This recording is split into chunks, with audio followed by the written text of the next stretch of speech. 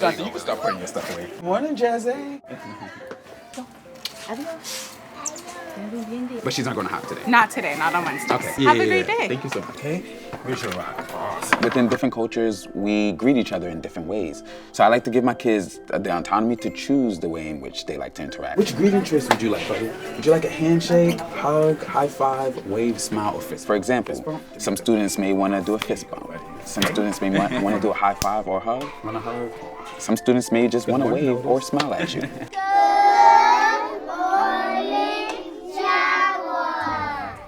Hi, everybody. Good morning.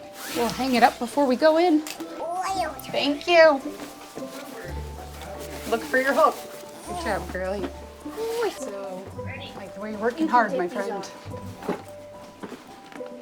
Yesterday, a student came in and she was putting on her own shoes. And I noticed that she was putting the left one on the right foot. She was being successful because she was getting her own shoes out of her backpack and she was doing it all on her own. I didn't want to stop that successful feeling by saying those are on the wrong feet, because I feel like when we say the negative, kids stop and they wait for you to do it and fix it. And I saw you trying this foot, but it's gonna be more comfortable on this foot. And then it gives her the choice. If she wants to continue to put it on that foot, that's totally an option. Sure, show Dad how you do it. Oh, you're right. Yeah, show Dad how, I know, it's so easy to do it. She does, she knows how to do all that.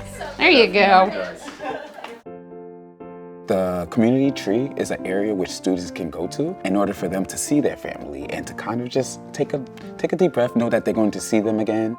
The reason why we have a family tree in our classroom is when we had students come in the beginning of the year, we had a lot of sad students who missed their families. We wanted students to have an area in the classroom where they can go, they can see their family, and yes, they may not be able to talk or like hug them, but at least they're able to put eyes to a face. Could you show me your family picture? And can you tell me who's in your family picture? Okay, who's in your family picture, Jazzy? Also, so other students are able to see who are the families in our communities.